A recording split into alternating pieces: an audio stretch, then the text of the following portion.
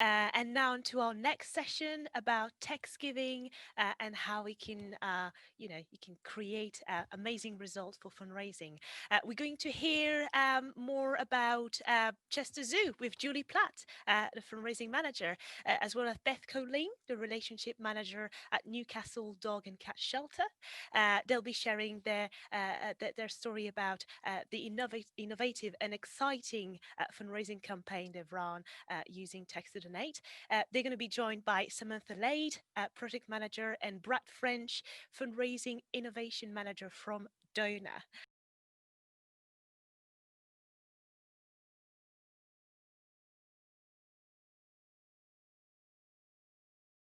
Hi everyone, and thank you very much for joining us today for this webinar. Today we're going to be talking about how text giving is bringing charities closer to their donors in this weird world that we find ourselves in at the moment, with social distancing, or if you're like us in the Northeast, a complete lockdown again. We're going to start by introducing ourselves. So my name is Brad, and I'm the newest member of the team at Donor. I joined Donor in April of this year, so just 6 months ago, although at the moment 6 months can feel like quite a long time. My background before joining Donor was in the charity sector. So I worked or was involved in 2 small international development charities for 10 years. They were called Coco and Team Kenya. And whilst I was at both charities, I was working with fundraising platforms like Donor to run fundraising campaigns. But I'm really enjoying kind of being on the other side of the fence and helping charities to run amazing campaigns during these challenging times. And I'm lucky to be joined by Sam today. Thanks, Brad. Yes. Hi, everyone. I'm Sam. I'm a senior project manager.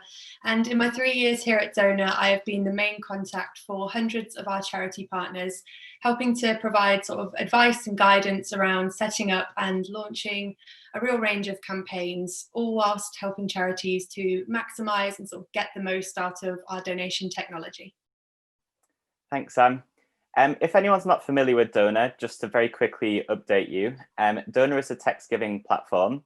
It's a really easy to use platform, which I can verify because I was using it until 6 months ago when I joined. And currently 3,500 charities are using Donor to run a variety of campaigns like one-off appeals, competitions, challenges, and regular giving campaigns too. We're aware that on this call, some people might have no experience with text giving. Meanwhile, others might already be signed up with Donor or another text giving platform. So we're just going to very quickly run through what text giving is, just to make sure everyone can get as much as possible from the session. So text giving is a really simple process. The supporter texts the keyword, which in this example is feed, to the short code, which in this example is 70085, to donate an amount of money, which in this example is £5. So as you can see in step 2, the donor is texting feed to 70085, and in step 3, they're receiving a confirmation message. That £5 that they've donated will either be taken off their mobile phone bill if they pay monthly, or it'll come off their mobile phone balance if they pay as they go.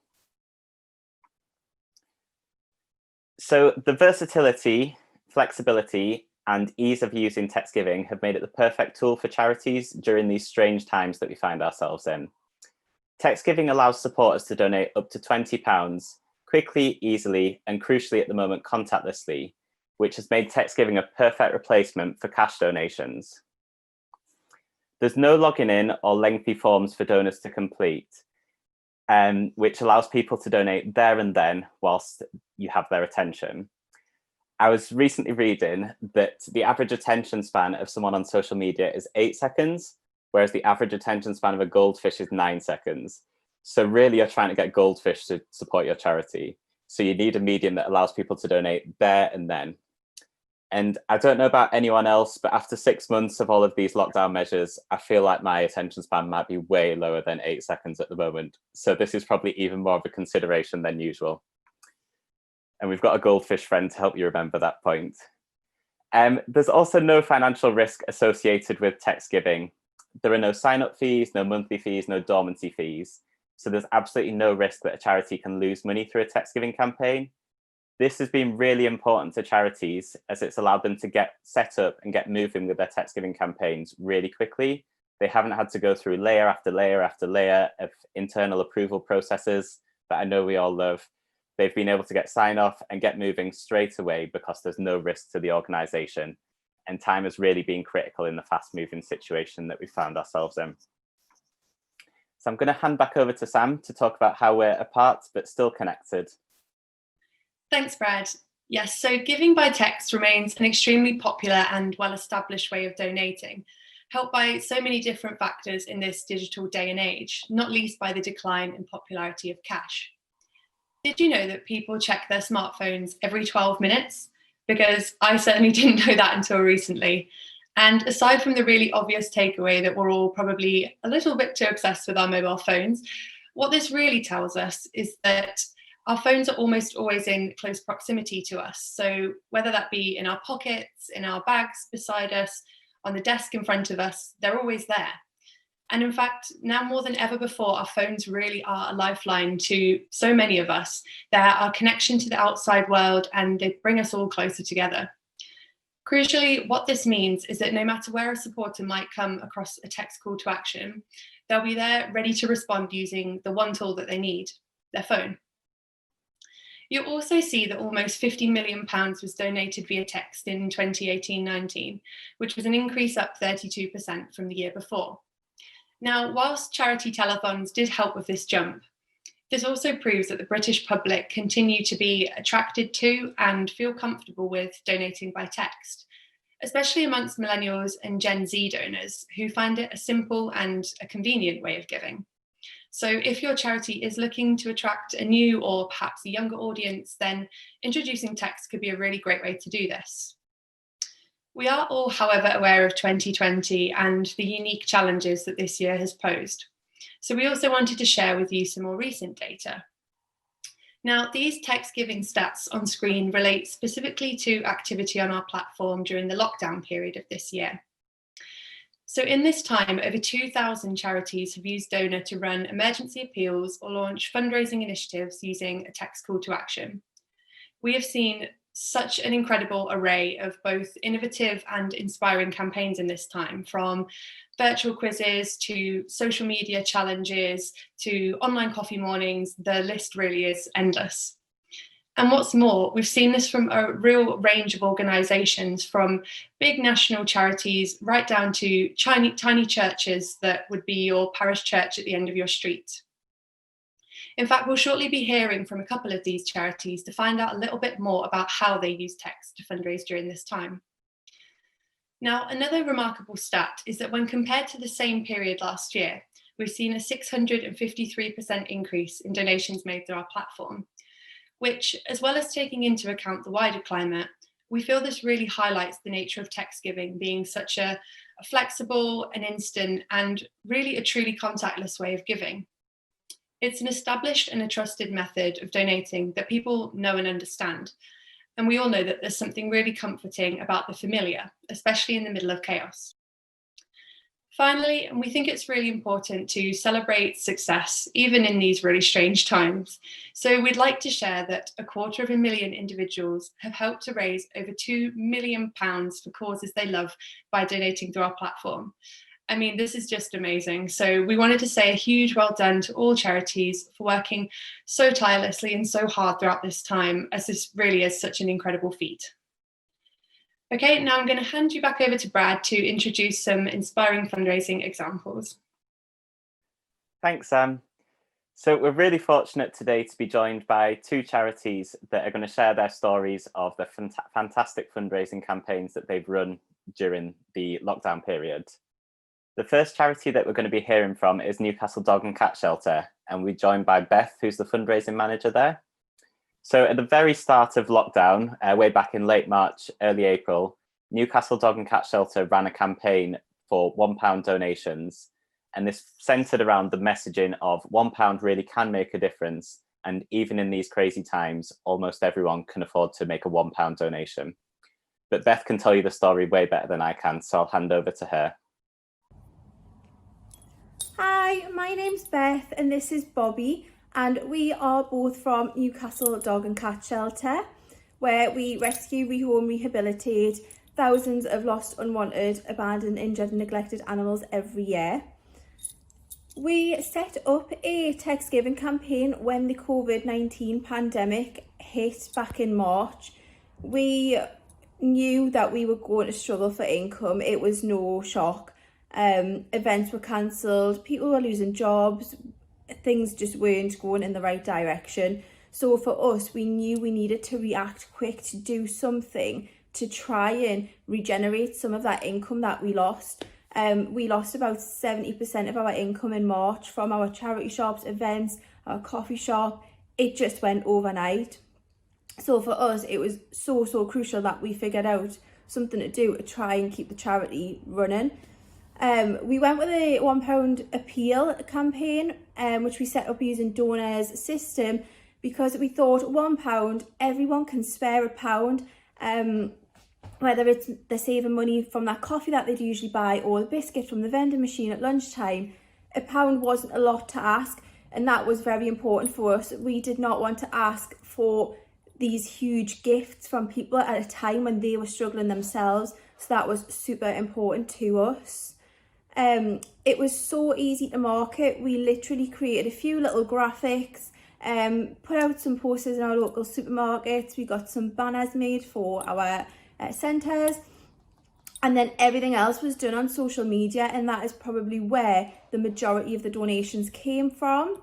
We are so lucky being in the Northeast that we have a lot of influencers here. You know, Geordie Show and TV shows like that have really brought influencers to the Northeast, and created a lot of Northeast based influencers who are incredible. We had a lot of support from the likes of Kyle Christie, Chloe Elizabeth, Stephanie Snowden, the list goes on. They were all incredible. You know, one share on their platforms, when they've got hundreds of thousands of followers, it really does make the difference. If each and every one of their followers donated £1, for us, that would keep us running for, say, 3 months if they had 250,000 followers.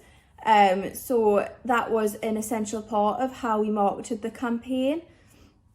We raised just under £7,500 in the time between March and now. And that's just incredible. That really did make a huge difference to us. And for people who wanted to donate more, they would donate £1, and then they'd be asking us on our social media, how can we donate more? Which then allowed us to kind of get those bigger gifts in, which was imperative to the survival of the charity. Top tips for other charities is see who you can kind of get involved with. You know, don't be afraid to ask your influencers, because if it's a cause they really care about, they aren't bothered if you just pop up and ask them. You might not have had any contact before, but for them, a share on their platform, it's nothing. It doesn't cost them anything, bar a couple of minutes, and you know they're so willing to help. So that is a huge one. Second is time. We were very quick to react to the pandemic and the loss of income, which really did help. You know, we're not a huge team, so it's not all about resource. We just literally were so quick to jump on it, which definitely made a difference. The platform was so easy to use. Donor is incredibly easy to use for us and our supporters. Not one single supporter said they had an issue doing the text to donate.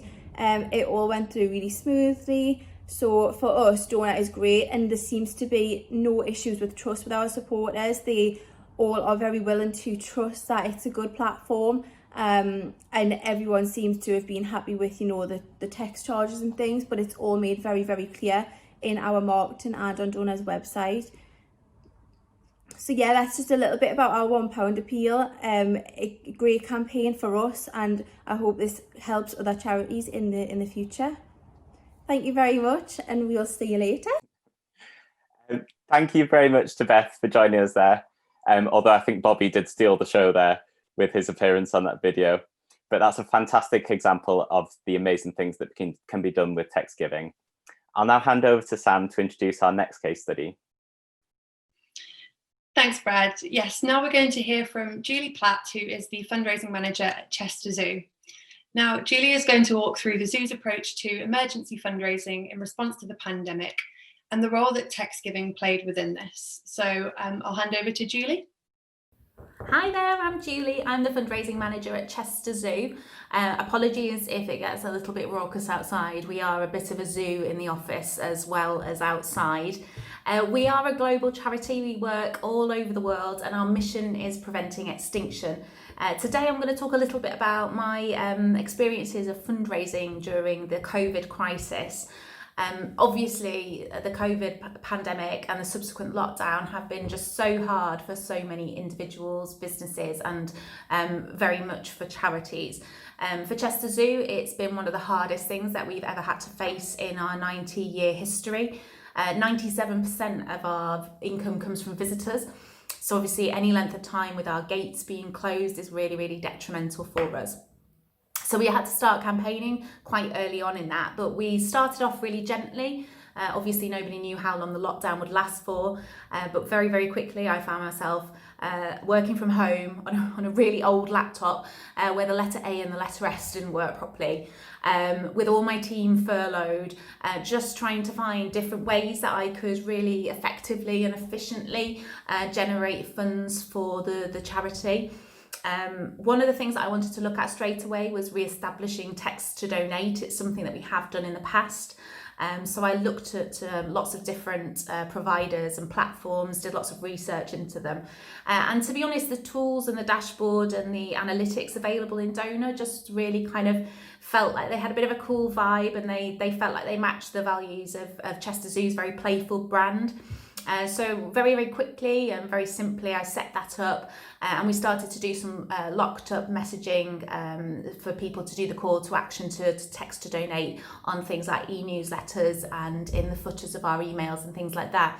And that was really just to organically push out that we were in trouble and that we did need support, and that times were tough for us as well. I guess the trigger point to then kind of launch into what became a little bit of a movement with the Save Our Zoo campaign was being told that we needed to close indefinitely.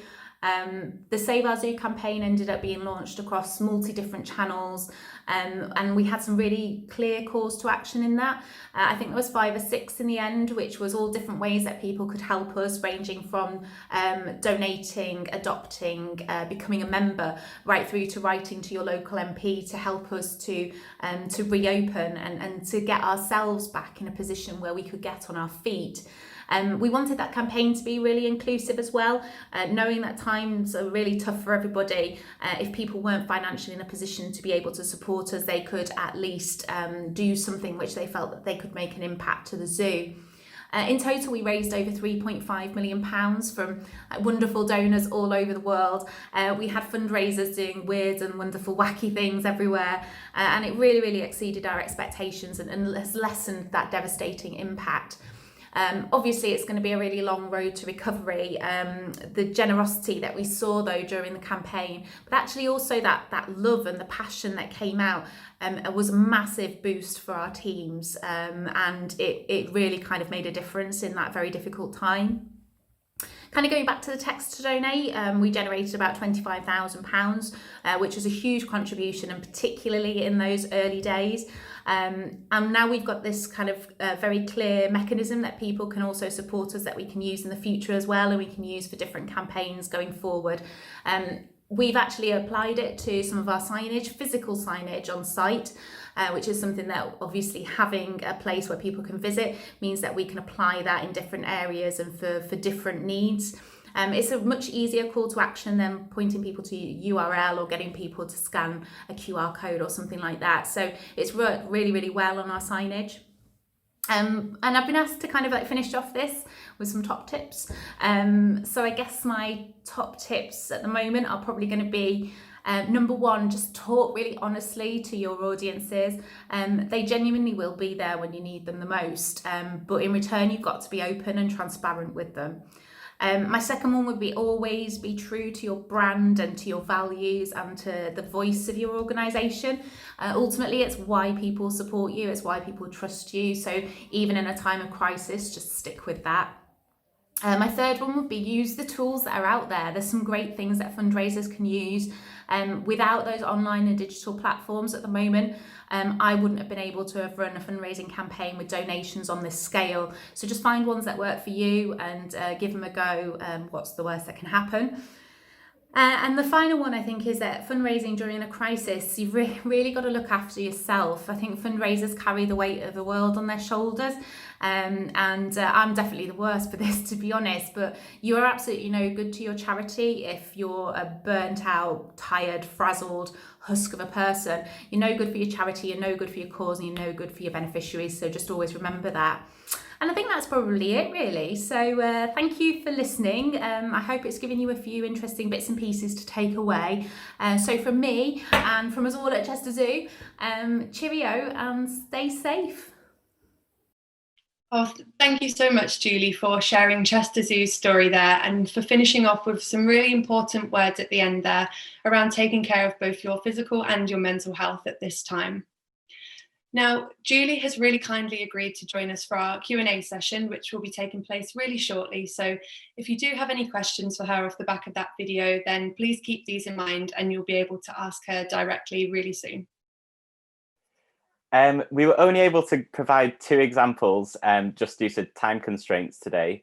But as Sam mentioned earlier in the presentation, over 2,000 charities have run text giving campaigns during the lockdown period. So there's loads of innovative and exciting examples that we'd have loved to have shared. We've put these together in an ultimate guide, which you can access through the Event Hub. So you can download that and have a read through all of the amazing case study examples from different charities. Alternatively, if you prefer, I can send you a copy of the guide. You can reach me via email. My contact details are at the bottom of the list there, or you can follow us on the social media platforms above. As Sam mentioned, Julie has very kindly agreed to join us for the Q&A. So if you have any questions for Julie, Sam or I, then please ask them. There is a Q&A icon at the bottom of your screen. If you click that and type in your question, then we'll be doing the Q&A now and your question will get asked to us. If you have any questions that you'd rather kind of ask us privately, then you can get my contact details and drop me a line. Thank you very much for your attention. Now let me delve into the first one from Kadan Ab Thomas. How popular is text giving with older people, 60 plus? I'll take that one maybe. So I don't have any stats to hand, unfortunately, sort of specifically on that. What I can tell you is that we think it continues to become popular, more and more popular with that demographic. So, for example, I'm thinking of a really popular campaign that the Normandy Memorial Trust ran last year around D-Day, fundraising to complete the memorial. And that was, I think it raised £25,000. So it did. We know that there was a high percentage of contributing to that campaign. You know, we got calls to our customer services team where a few people were just sort of asking, have I done this right, and have I definitely submitted my gift aid claims? But they were responding to it really well. And I think that stat about text giving being up about 32% from 2018-19 from the year before, that kind of shows that on the whole the general public are continuing to feel attracted to text giving, and especially just how close we are to our phones these days. You know, a lot of older people had to get closer to that technology across the lockdown period to stay in contact with their friends and family. So I think they've, you know, become even more digitally savvy. So hopefully that answers that question. Thank you, Samantha. And actually, sort of driving more onto the point of the fact that it is increasingly popular with several proportion of the population. Amy Hope is asking us, you know, is text giving still a growth area? And if so, why did Just Giving decide to stop offering it as an option? Do you? Yeah, it is a growth area. So it was growing before lockdown happened, and lockdown has kind of accelerated the growth a lot more. So the 653% growth stat, that was March to July of this year compared to March to July of last year. And the stats for last year as a whole were up on the previous year. So it is a growing sector. As for kind of why Just Text Giving was disbanded, like, it's probably not our place to say, but text giving kind of from our point of view, it's never properly been invested in so that it can reach its full potential. And as an organisation, we feel like we're doing that so that charities can get as much as possible out of text giving, which is why we're seeing so much growth on it as a platform. Don't want to speculate as to why other organisations made other decisions, but it takes some investment to get platforms up to the level where they can be successful and can be as useful as possible for charities. Absolutely. Thanks. I like the very diplomatic comment. Yes, yes, yeah, exactly. Lovely, and thank you, Brad, for that answer. And actually, Laura, who just commented, has had a question. She was wondering whether you could set up multiple text codes, i.e., for different amounts or different campaigns. Yes. Yeah. Sorry, do you want to go, Sam? Yes, so the answer is yes. So with our platform and with Donor, you can create an unlimited number of keywords in your account. So there's no additional charges for creating any number of keywords. You can just create as many as you need. And to answer the second part, yes, you can have different amounts attached to different keywords. We find this works really well, say if you're running a campaign that has two really clear strands. So you might be running a TV advert and a social campaign. So you could register two different keywords on the same shortcode, or you could have the same keyword on different shortcode numbers. But essentially what this means is you can really clearly track it in our dashboard using the reporting tool. So you can see the response to the TV campaign as opposed to the social media campaign. But yes, you can have different amounts. There's loads of freedom. We've really built the platform so that fundraisers can have the freedom to mold it to suit their campaigns. So yes, is the answer. That's great. Can I just add something to that question as well? So we've always planned to, but we're going to actually use the flexibility of the codes that you can create, probably next year now. But in terms of doing a little bit of research as well into kind of the motivations of our donors. So one of the plans is to work with one of our social scientists at the zoo to actually do a campaign which is all for field conservation, but we'll actually use different animals as the codes, and we'll see whether people are triggered by different animals. So in some respects, we're learning a little bit more about what animals are more popular, which ones are more likely to bring about a donation and things like that. So from using previous platforms for text to donate a few years ago, you didn't really have as much flexibility as you can, because you can do like longer codes, longer words, and there's a lot more flexibility with that. So I think that it's actually a really good thing that you can probably find a way to find out more about your donors and what they're interested in. What makes them tick? Absolutely, Julie. Personally, the bear behind you is the bear cub behind you is absolutely gorgeous. So that would make Lena, she's just had a baby actually. Oh, love that. So cute. We have time for one more question. You actually will be very busy, guys, in the extended Q&A. We have 45 questions for you. So another question from Michelle Jones. They want to run a text raffle. Does Donor support this, or just donation? Yes, we can support text-based competitions. There's a little bit of kind of gambling legislation to work our way through. So basically, if you try to have a raffle that is online, you have to have a license for that. But if you have a free-to-enter prize draw and then people make an optional donation in exchange for entering, then you don't have to have a license for that. So we've set up our text-based system so that basically people have the option to donate. It's a free entry prize draw. It works the same way as a raffle. It's just kind of, we've made it work with the regulations. It's a little bit complicated, so happy to send some more information out about it. Super. Well, thank you very much. Well, unfortunately, we have a hard stop.